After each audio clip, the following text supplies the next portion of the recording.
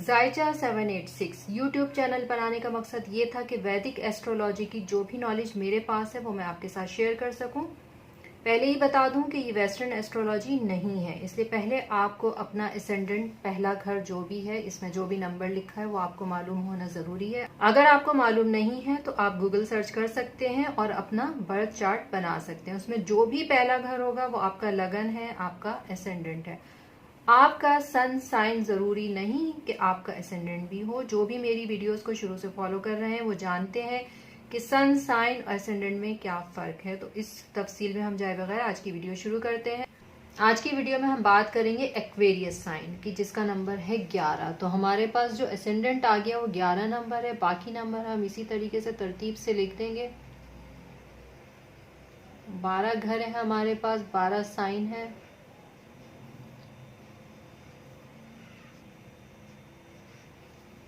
तो बात करते हैं एक्वेरियस साइन की, जिसका लॉर्ड सैटर्न है। सैटर्न के पास 2 घर हैं, कैप्रिकॉर्न और एक्वेरियस। तो दूसरा घर हमारे पास 12वां आ रहा है, लेकिन क्योंकि ये लग्नेश है तो सैटर्न हमें यहाँ पर अच्छे रिजल्ट देगा, पॉजिटिव में आ जाएगा सैटर्न। इसके बाद बात करते हैं दूसरे घर की, जो पाइसिस साइन है, जिसका लॉर्ड है जुपिटर। जुपिटर के पास 2 घर है जहां पर 9 नंबर लिखा है, मतलब 11वां घर। तो 2 और 11 घर की एनर्जी जुपिटर के पास है एक्वेरियस साइन के जायचे में। घर अच्छा नहीं है, फिर वो सैटर्न का दोस्त भी नहीं है, तो सीधा सीधा हम यहाँ पर कहेंगे कि जुपिटर एक्वेरियस साइन के जायचे में हमें अच्छे रिजल्ट नहीं देगा। इसके बाद बात करते हैं तीसरे घर की, जो एरीज साइन है, जिसका लॉर्ड है मार्स। मार्स के पास 2 घर हैं, तीसरा हो गया, एक 10वां हो गया जहां पर 8 नंबर लिखा हुआ है, स्कॉर्पियो साइन। दोनों ही घर अच्छे नहीं हैं, और फिर सैटर्न और मार्स आपस में एक दूसरे के दुश्मन हैं। तो यहाँ पर तो मार्स हमें अच्छे रिजल्ट बिल्कुल भी नहीं देगा। इसके बाद बात करते हैं 4th हाउस की, जहां पर 2 नंबर लिखा हुआ है। टॉरस साइन है, जिसका लॉर्ड है वीनस। वीनस के पास 2 घर है, दूसरा घर हमारे पास लिब्रा का है, और ये 9th हाउस है, मतलब एक त्रिकोण है और एक केंद्र है। फिर वीनस लग्नेश का दोस्त भी है। जब भी एक केंद्र और त्रिकोण हमें मिल जाए और वो लग्नेश का दोस्त भी हो, जिस तरीके से इस जायचे में, एक्वेरियस साइन के जायचे में सैटर्न और वीनस आपस में दोस्त हैं, एक त्रिकोण है, एक केंद्र है, तो यहाँ पर बहुत अच्छे रिजल्ट हमें वीनस के मिलेंगे।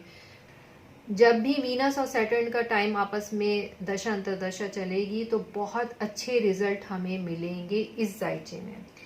इसके बाद बात करते हैं 5th हाउस की, जहां पर 3 नंबर लिखा हुआ है। जेमिनी साइन है, जिसका लॉर्ड है मरकरी। मरकरी के पास 2 घर है जहां पर 6 नंबर लिखा है, 8वां घर है। तो एक त्रिकोण हो गया, एक 8वां घर हो गया। त्रिकोण आ गया तो हमें 8वें को इग्नोर करना पड़ेगा, जबकि वो सैटर्न का दोस्त भी है। तो मरकरी हमें इस जायचे में अच्छे रिजल्ट देगा।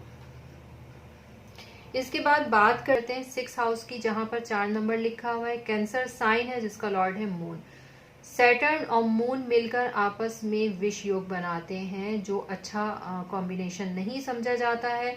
फिर मून और सैटर्न का कॉम्बिनेशन जब भी बनता है तो सारस्वती आती है, सारस्वती लग जाती है। तो इस वजह से मून आपस में, मून सैटर्न को अपना दोस्त मानता है, लेकिन सैटर्न मून को अपना दोस्त नहीं मानता है। इस वजह से मून इस जायचे में हमें अच्छे रिजल्ट नहीं देगा।